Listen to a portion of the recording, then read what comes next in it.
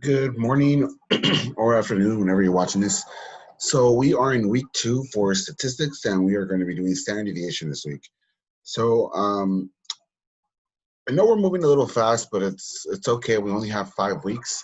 So what we're going to focus on this week is pretty much what is standard deviation, why it's important, how to calculate it, and how to organize your information. So that's pretty much what we're going to focus on for this video.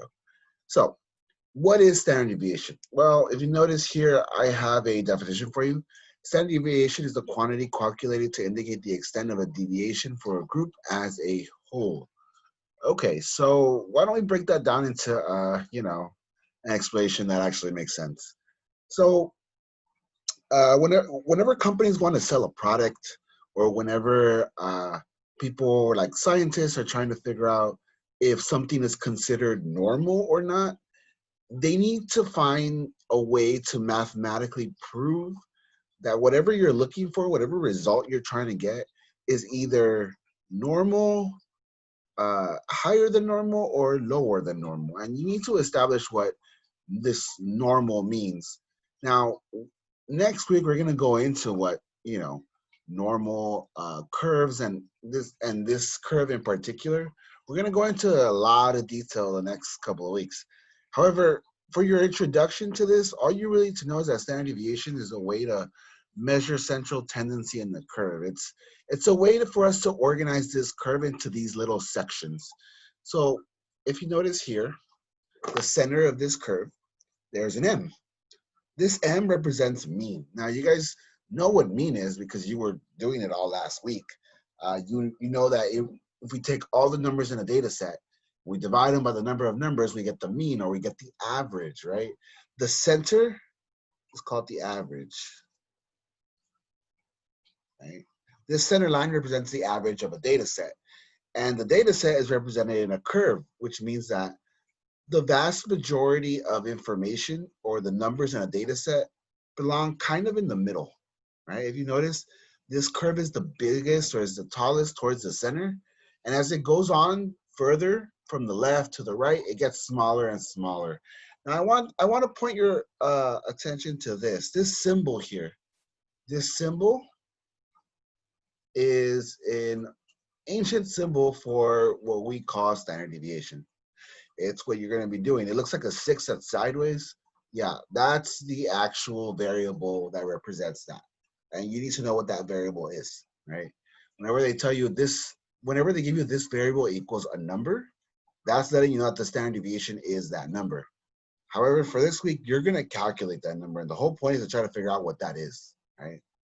If you notice on the bottom of this curve, it says 1, and then it's that symbol, 1 standard deviation, 2 standard deviations, 3 standard deviations. Remember, a standard deviation is a section, and it's away from the normal, from the mean. So this line here actually just represents 1 standard deviation above the mean, or 1 section above the mean. This line here, which is a little smaller, represents 2 standard deviations, or 2 sections above the mean, right? If the mean is normal, 1 standard deviation above it is the border of what normal is on the positive side, and 2 standard deviations, it's a little abnormal, a little less normal. And then 3 standard deviations, which is the smallest one, means it's really abnormal, rare, right? And there's a negative version of these. All that means is that it goes the other way, right? So let's pretend that there was a doctor, he made a bunch of studies, and he was trying to say that, he's trying to figure out what normal height would be for the United States, for men in the United States. Well, I can tell you right now that they've already done this study, and average height in the United States is, for men, is about 5'11". That's median. Standard deviation is somewhere around 2 inches, right? So standard deviation, which means that if you are 6'1", you are 1 standard deviation above normal. You're taller than normal. You're 6'3". You're 2 standard deviations. You're considered really tall at that point. And anything above 6'5", you're considered giant, right? Likewise, if we go the other way, right? If we do minus one standard deviation, let's say you're not 5'11". Let's say you're something like, I don't know, 5'9". That means that you're a little bit lower than normal in terms of height, right? This is where I currently am. I'm about 5'9" height-wise, right? According to this, I would be considered a little less normal in terms of height, right? Because I'm one standard deviation below the normal, right? I'm one section below, right? What if I was only 5'7", right? Then I'd be 2 standard deviations lower than normal. What if I was 5'5", 3 standard deviations? I'd be considered short at that point. This is what standard deviation is used for. It's not just used for height, it's used for everything. Companies use it to try to determine if they're giving you enough of their product. Like every time you buy a bag of chips, there's supposed to be a certain amount of chips in each bag, right? And if they give you too little, you're paying too much. If they give you too much, you're paying too little. They need to find a way to make it normal. And that's where standard deviation comes in. Okay, so what I'm gonna have you do now is I'm gonna give you the steps beforehand. I want you to pause the video here and write down all the steps. You are gonna calculate standard deviation doing 5 simple steps. To be honest, all of them are pretty simple except for step 2. Most of the work is gonna happen in step 2. Let's go over these steps right now, and then I'm gonna show you an example of how to organize your work, because calculating standard deviation isn't necessarily hard. You just need to figure out a way to organize your information. If you can figure out a way to organize your information, then the problem becomes significantly easier. It just looks really hard. Okay, step 1, find the mean of the data set. So you're gonna be given a data set, you find the mean just like you did last week, right? That's step 1. Once you're done with that, you're gonna move on to step 2. List each number in the data set from least to greatest. Then take the difference from the mean of every data set, every data point, then square that difference to the power of 2. Now, if that means nothing to you, it's okay, because I'm gonna show you what that means, all right? Just know that most of the work is done for step 2, and step 2 takes up most of the problem. So once you get past step 2, you just got a few more steps and you're good, okay? Step 3, take each of the previous step squared numbers, basically the answers from step 2. You're gonna end up with a bunch of answers. You're gonna take all those numbers that you squared, and you're gonna add them together to get one single number. So at the end of step 3, you should only have one number left, and it's gonna be a big number usually. Okay, step 4. Now that you have a single sum, take that sum and divide it by something called the degrees of freedom. It's represented by the variable n minus 1, where n is the number of numbers in the data set, okay? So for example, if there was 10 numbers in your data set, you'd divide whatever your answer was from step 3, divided by 10. If you only had 5 numbers in the data set, you would divide by 5. Well, actually, no, you wouldn't. Because n is 5, n minus 1, which would be 5 minus 1, you divide by 4 instead. Sorry about that. That's what n minus 1 means. Again, I'll show you what that means on the next slide. This gives you something called the variance. Now, we're not going to study the variance too much.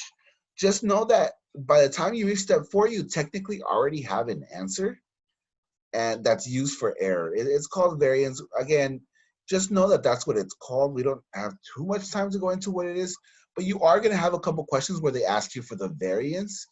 All that means is that you're going to just stop at step 4. If any of the problems ask you, hey, can you calculate the variance of this data set? You follow these same steps that you would normally follow to find the standard deviation, except you stop a step early, you stop at step 4. If they're asking you for standard deviation, however, you keep going, right? Once you divided your previous number by n minus 1, right, you're gonna have a single number. That number, you're gonna have to square root the variance. You're gonna have to square root whatever you got from step 4. Now, those are a lot of terms. When I say square something, right, when I use the term square, that's this thing. And what that's really saying is whatever x is, I'm going to multiply it by itself this amount of times. I'm going to multiply x by itself 2 times. It's not 2x. It's not saying 2 times x. It's x times x. If I have a 5 here, squared, What that means is 5 times 5, okay? If I have 2.43 squared, what that means, I'm going to take 2.43 and I'm going to multiply it by itself, 2.43, okay? This is something you need to remember. When I say square, right, the difference, that's what I'm referring to. As far as when I say square root is the opposite. Square root is this symbol. You guys should have this symbol on your cell phone, on your calculator, on wherever you're doing your calculations are. If you have an Apple device, it's like you're doing your calculations on an Apple phone or something, and you use the calculator, you're gonna want to put whatever your number is first, and then put this symbol. It's gonna have like it's gonna have something like that, right? It's gonna have a symbol's gonna look like that. You're gonna put the number first, and then you're gonna put that symbol, find it, and then it'll give you the square root. If you're using an Android, however, right? If you're using like a regular phone, you're gonna have to find this symbol first, and then you're gonna type in whatever number it is, right? And then you're gonna put equals, and you're gonna get the number, right? It's a type of division, but it's not really division, right? You're breaking things apart by factors. What the square root is pretty much saying is, hey, what number multiplies by itself to get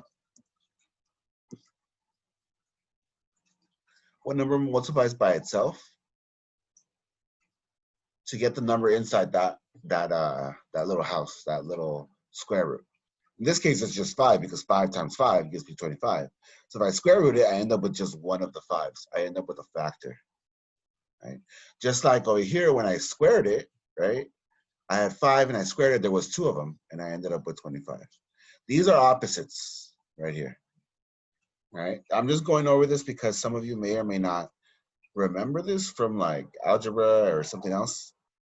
So if you're confused about this, pause the video here, take notes, make sure in your notes to write a question so that I can see, or feel free to talk to me or send me an email if you're still confused. I'm gonna explain what it is, but just keep these steps in mind, right? Make sure you have them written down so you can follow along with the next slide.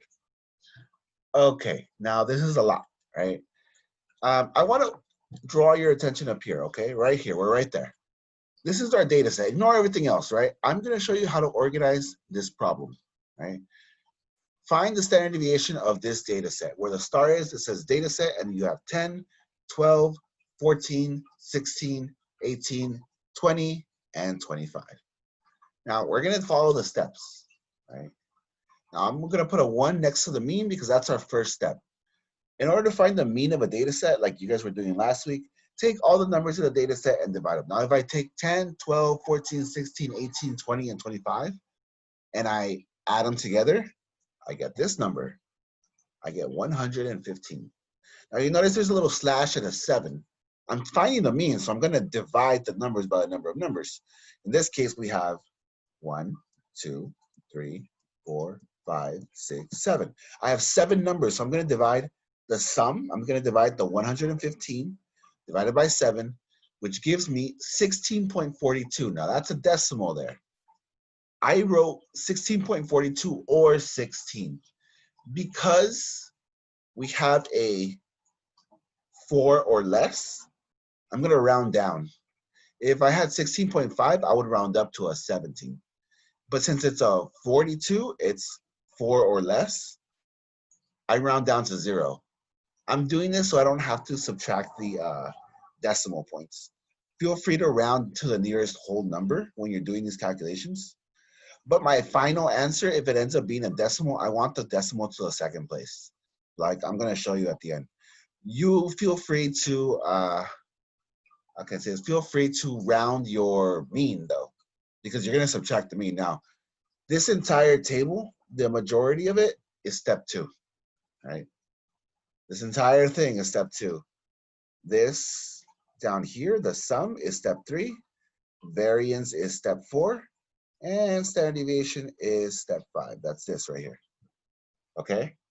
So let's move on to the hardest part, step 2. Really, it's not that bad. All I did was I took the data set, I organized it from least to greatest, and I put it on a on the list. So I put 10, 12, 14, 16, 18, 20, and 25. That's my data set. Each number is separated individually. The next thing, difference from the mean. Notice I rewrote those same numbers. 10, 12, 14, 16, 18, 20, 25.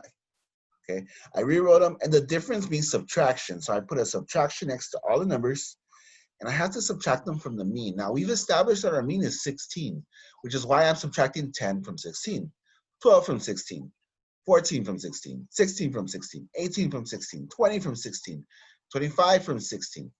And if you notice, I'm going to get some negative numbers. I have -6, -4, -2, 0, 2, 4, and 6. Once I subtract them all, this is what I end up getting. Now, this is on purpose. Now we're here, right? We're going to move on to here. Difference from the mean squared. We're going to take all of these numbers right here. We're going to move them over, right? And we're going to square them. Now, remember from the previous slide, squaring means that I'm going to put a little 2 on top. And that means that I'm going to multiply whatever is inside the parentheses, right? Which was my answer from the previous step. And I'm going to multiply by 2. So I have -6 times -6. Now, the reason why we're squaring this right here, you might be thinking, well, why are we squaring this if we're just going to square root it at the end, which is effectively doing the opposite. We're doing this because in the real world, we don't use negatives as often as you might think. We use them in terms of money and maybe temperature. But we don't really use negatives in the real world a lot. Like we use it in money in terms of like debt and temperature to talk about, less than 0 when we're doing science. But in reality, in the real world, we use positive numbers for almost everything. Almost. In this case, we want positive numbers, but we have negative numbers over here. See these? That's a problem, which is, in order to fix it, we got to turn those negatives into positives, which is why we're squaring it. Whenever you square a number, you're always, always, always going to end up with a positive number, positive version of that. All right? So that's how I got the positive 36. A negative times a negative, -6 times -6 becomes the opposite, becomes positive, and then 6 times 6 is just 36. Okay? A -4 times -4, negative times negative will give me a positive, and a 4 times 4 gives me 16, which is positive 16. Then I have 4, 0, and then I have positive 2 times positive 2, which is just 2 times 2. That gives me 4.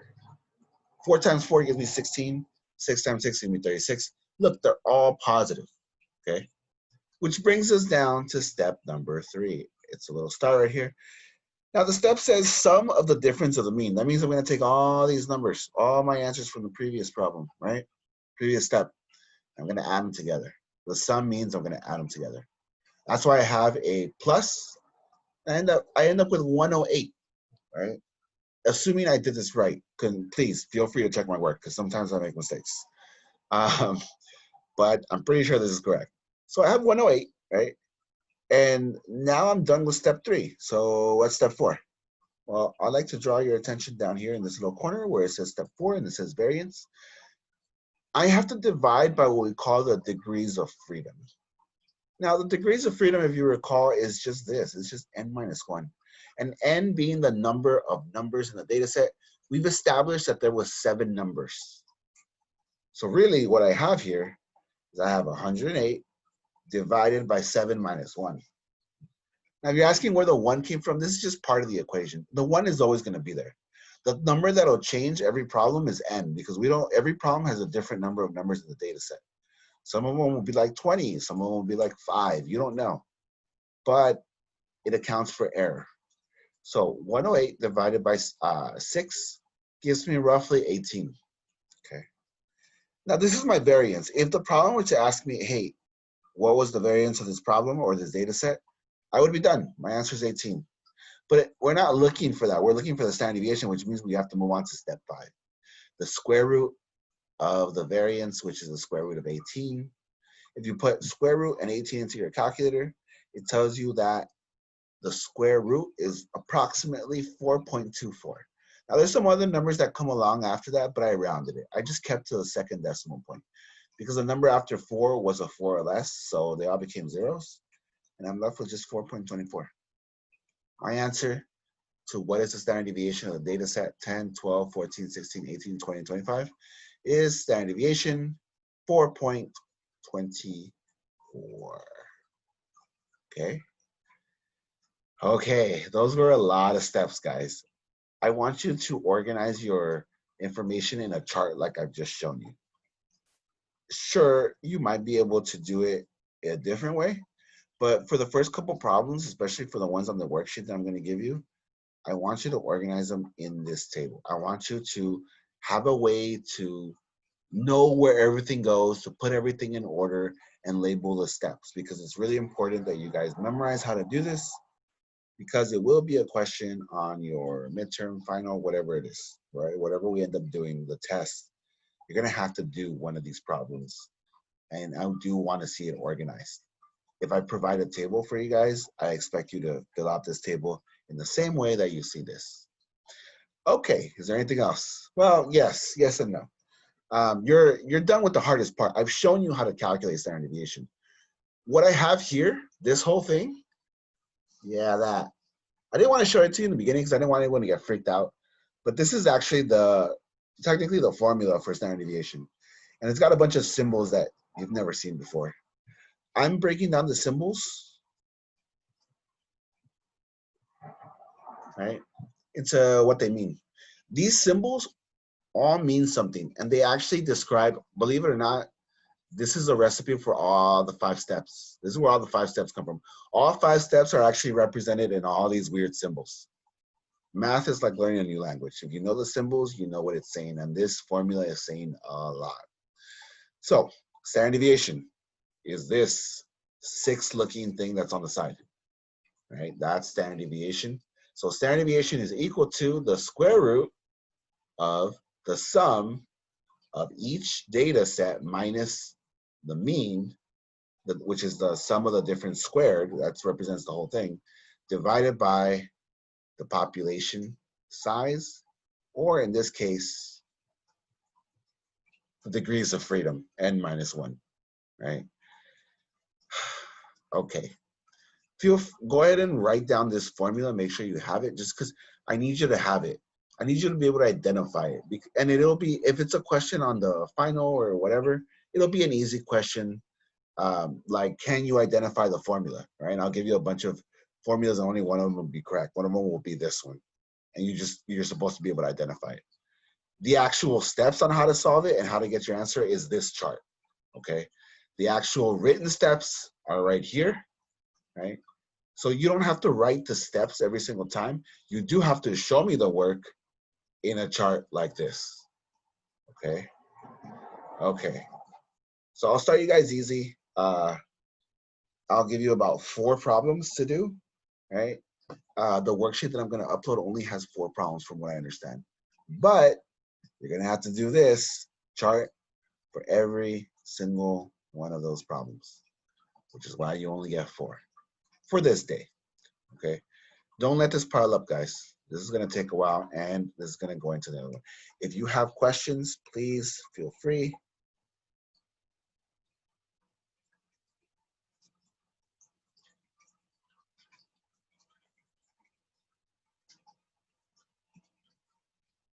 Feel free to send me an email. I've had a couple students send me emails over the weekend, and I've done my best to respond to them. I usually get back to you in something like 15 minutes. If I happen to be looking at my phone. If I'm not, and it's the weekend, then it might take a little longer. But if you're lucky, then I might be looking at my phone as you send me an email. So if that happens, I'll respond as soon as I can. Okay. If you see me in class, talk to me and ask me questions if you're lost, right? Upload your notes and do the rest of them. So good luck, guys.